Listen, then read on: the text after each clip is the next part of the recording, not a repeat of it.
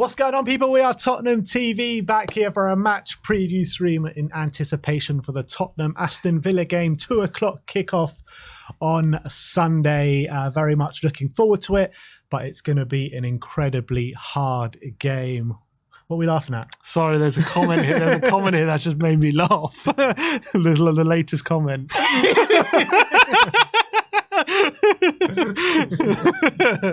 Apologies, big up to Lollipop. big up. But look, it's an incredibly difficult game this weekend. You look at the league table, there's not many points that separate Tottenham and Villa, so 1 point between 5th and 4th, Aston Villa and Tottenham. You're looking at the form of the two teams coming into it. They're a bit of up and down away form. Aston Villa, I haven't been that impressed with them away. I'm looking at that game last time out against, who was it, Nottingham Forest, and I thought they were terrible, Aston Villa, to be honest. And you're looking at them at home, they are absolutely smashing everyone that come into their path, scoring loads of goals at home as well. But what do you think it is about their play away from home, why it's not entirely the same? It's hard to put your finger on why, because I think they play a kind of aggressive style of play. Their high line is actually quite an aggressive one. They're not a low block team. They're quite an aggressive mid block team, but maybe away from home, teams are attacking them or find a bit more joy getting in behind them and kind of counter-attacking them. And maybe when they're at home, when they've got the crowd behind them, they gain a bit more momentum and they're able to find a bit easier to play, to be a bit more aggressive, a bit harder in the challenge. And those things can make a bit of a difference. But it's hard to put, in terms of tactically, it's hard to put your finger on why exactly it isn't going too well at home, because away from home, because you would think the way they play, because off the ball, they can definitely retreat into a very organised low block and be quite a good counter-attacking team. So you would think that would suit them away from home as well, but hasn't quite worked out for them. I feel like when they come up against teams who want to frustrate them and kind of hit them where they have space, and kind of counterattack their aggression by sitting a bit deeper and stop them from playing, I feel like they get a bit frustrated and they can be quite easily counterattacked on. I think we've seen that away from home. But you would have thought that tactic would serve club teams better playing away from home against Villa. So it's weird why it's having the adverse effect, but for some reason or another, away from home, they just don't seem to be the same. Maybe they're less aggressive away from home. I can't put my finger on it. But like you would think with the injury problems, and boy, do we have some injury problems coming into this game. You're talking about 9 first-team players out of contention for this weekend. Perisic injured, Solomon injured, Sessegnon injured, Van de Ven injured, Maddison injured, Richarlison injured, Pape Matar a doubt for this weekend as well. They got one more session, so maybe he can come through it and get the nod, but it looks unlikely at this stage. And then Romero and Bissouma out suspended. So with those problems that Spurs are going through, do you think maybe they take a little bit of a different approach and maybe approach it maybe a bit more like they do at home? Who, Villa? Yeah. Because we've got such a depleted backline. Like, they're going to back a Diaby and a Watkins against our backline every single time. Yeah, I don't think their approach will change. I think they're going to play like they have been, and they're going to back themselves to be better than us on the day. And why not? They're in great form. They got a very good 11. They got a good team. And I think some of the games as well, you got to remember they went to Chelsea and won 1-0. The Newcastle game, I remember watching that game. The end result says 5-1, but I don't think that tells the story of the game, in my opinion. It was very close up until maybe the last 10 minutes when they conceded 3 goals. And they were well in that game. So against the better teams, they have definitely had good performances for sure, even away from home. So I don't think they're going to change it too much, which could go twofold in terms of how that affects us. I think that could leave more space for us, because I think they will play a high line and they will try to squeeze us. And that could help, because that could leave space for us. But then again, if we're not playing well, then it could go very wrong. If we're a bit off our game and because we're missing Maddison, we're missing all these players.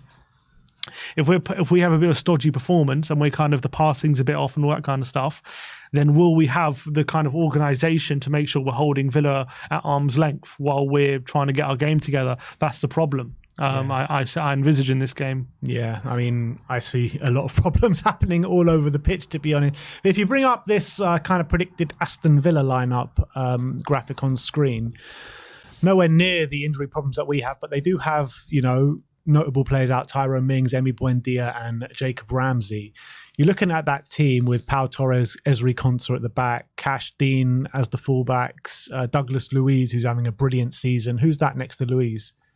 Who's that? Kamara. Boubacar Kamara is also playing well. Having good seasons. Zaniolo, a player that we nearly signed with John McGinn, with Watkins and Diaby. I mean, that strike force of Watkins and Diaby against a Dyer and a Davis frightens the life out of me. I'm not going to lie. That pace that Diaby has, I mean, they showed a clip of him on social media in training leading up to this game. And he just looks so on point. And if he has a good game, Diaby alone, to get in behind Dyer with the high line that we're going to play, that just frightens me so much. Yeah, 100%. We just got to stop the supply to him, because if we let him get a run on our defenders and we allow the ball to go over the top and through to him, we're in big trouble, because he's lightning quick. And our defence at the moment, as depleted as it is going to struggle to deal with that. And then you've got another problem is if they go direct to Watkins, he's very strong in the air. He's really good at hold-up play. He's good at flick-ons as well. So they got a few avenues to try and get in. Could they aim for Watkins to flick it into Diaby? Can they just go direct to Diaby over the top?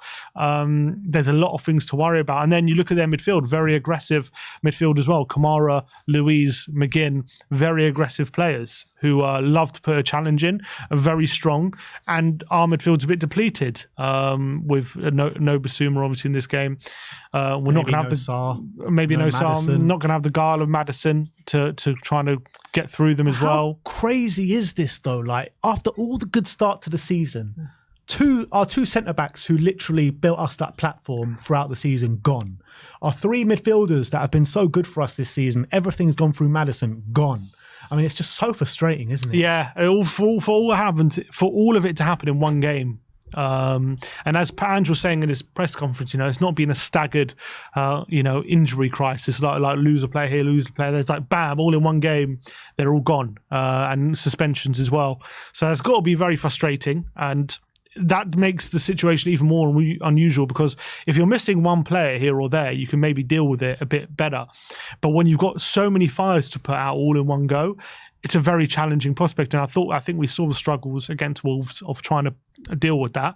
And hopefully Ange, would have prepared over the international break and on the training ground. But again, I envisage more difficulty here, because he hasn't even had a lot of time now to deal with it, because the players came back to training on Friday, today pretty much, from internationals, and they're not a lot of time before Sunday to try and get all the players together and get a plan of what we're going to do. So I do think in terms of personnel and players, apart from maybe in the back line, I think we got players to deal with it, especially midfield. I think we got good players. Like, I'm looking at Lo Celso, Bentancur and Højbjerg, and I think you could ask a lot of clubs, you have your first three midfielders out, and your midfielder is going to be Lo Celso, Bentancur and Højbjerg. I think they would take that. That's not bad. Yes, I agree with you to a certain extent, but also what you got to look at is they don't have much history of playing together. I don't think we've ever played a midfield of these three in the same game before. So obviously the midfield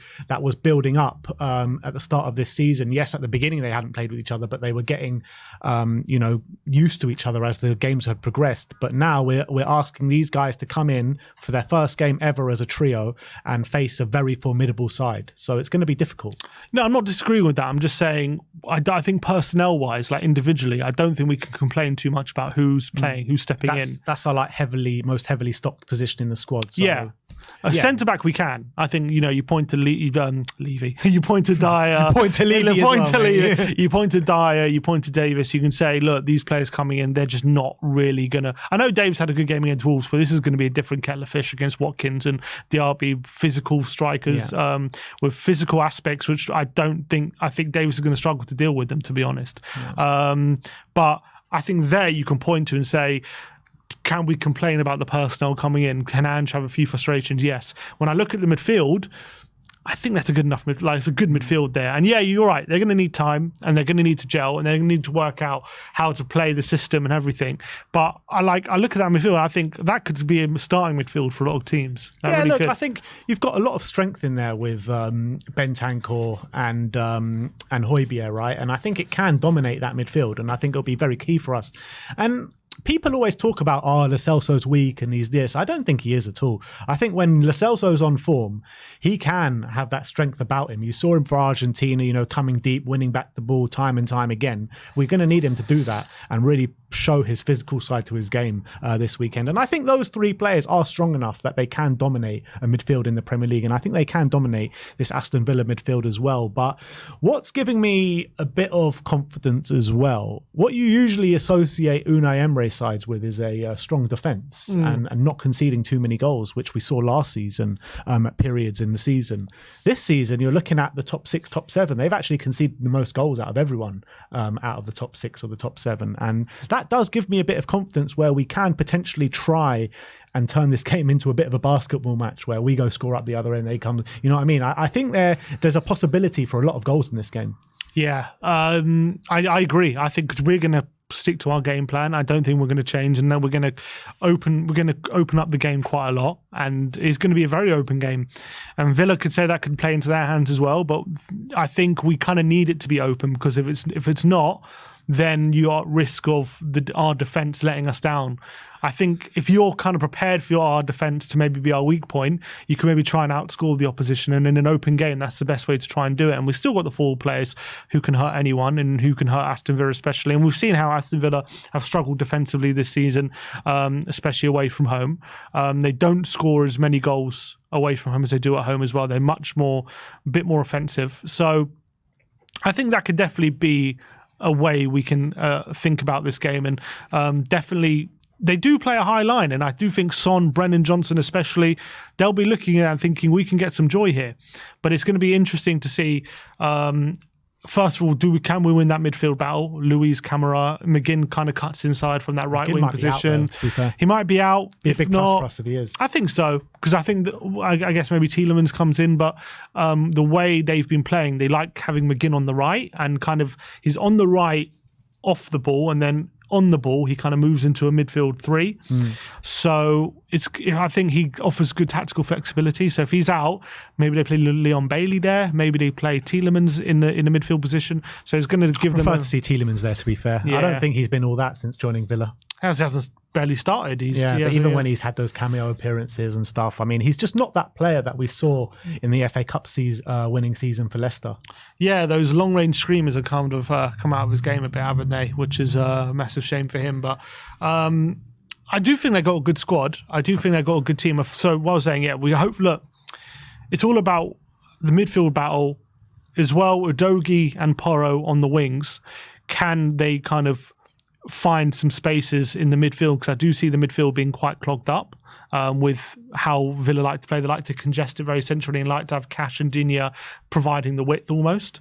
And then can they win those individual battles? If they do, then I think maybe they'll have a lot less to worry about. But I just worry about Villa going direct to those strikers and getting a lot of joy there, and they just relentlessly doing it. And if they do that, I find it hard to stop that unless we can cut off the supply. Yeah, it's very true. One thing, you did just touch on it there, but that's going to be very different to the Wolves game, where we lacked massively in the Wolves game, was Emerson cutting inside, inverting into the middle, and just not having any sort of quality on the ball to help us progress the play. Destiny Udogie back in at left back, that's going to be a massive plus for us. Yeah, massive. Not only can he go on the outside, but obviously he's much better. He's really good at inverting as well, but he gives us different options. He's going to have to deal with Matt Cash, who's having a great season. He's really, adding some goal contributions. He's being a real attacking threat. I saw what was it against Brighton. He was getting in behind, getting assists as well. He's having a fine season, so he's definitely going to have to be on his game, but it's going to be breath of fresh air to have Destiny back, because we've really missed him. We've missed his aggression, his physicality, and his ability in the final third, which we've just been diminished down that side ever since he's been out of the team. Emerson hasn't been able to do it. Davis hasn't been able to do it. So I'm glad to have Destiny back in the team. Yeah, we know kind of what Sonny's going to bring, and he's going to need to bring his A game in terms of clinical finishing, which we know he can bring. But in terms of the wide players, Kulusevski and probably Brennan Johnson, who will be playing on the flanks, how are you looking at them to impact the game? And, you know, Brennan Johnson, I mean, he's been okay. I don't think he put in the best performance against Wolves, but it was tough for him. Got a goal. He did get a goal, but I felt like he tired throughout the game as the game wore on. We're going to need him to have a bigger impact throughout the whole game instead of just maybe the early stages, which I thought he did at Wolves. We need to see them really attacking their fullbacks consistently time and time again on the side, maybe spread the pitch a little bit more, which we haven't been doing this season, really. Yeah, and I think Brennan Johnson is better, a bit more, not quite central like a central striker, but a bit more central than hugging the touchline. I don't think he's a touchline winger. I think he's more of like an inside forward in those half spaces. And he got that goal, that run to the back post for the first goal. Like, those are good positions he likes to be in. Even against Arsenal, the couple of opportunities he had, that's where I like to see Brennan Johnson. So that's where I think he likes to be. Sorry, I should say, not where I like to see him, where he likes to be. So I think we need to get him almost like a de facto second striker at times, Johnson, because I look at the profile of the wingers. When he gets in the box, he seems to do it with intent. We saw that against Arsenal, even against Chelsea. We saw glimpses of that as well. And against Wolves, obviously, he got a goal, and then he had a chance late in the game, which he fluffed, which he could have done better with. So, and I think how Villa like to play, trying to find Johnson in behind or getting him those runs, that could be a very potent avenue of attack, 100%. So I'm definitely looking at Johnson. Obviously, Heung-min Son with his how he likes to play with his running in behind. I really hope that if Villa continue to play the aggressive high line they've been playing for a lot of the season, those two players could definitely be big ways to exploit that.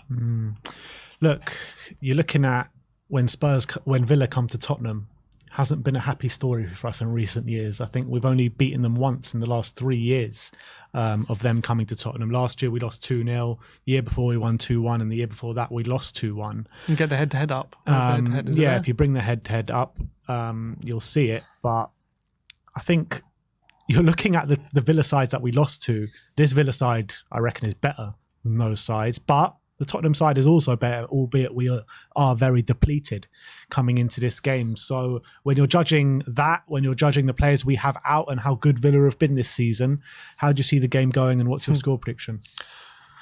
I think it's going to be, what did I say? I think 2-2. I do see it being an open game. I see Villa. I think you said 1-1, no? Did I say 1-1? No, that was the City game. Yeah, I said 2-2. I said 2-2.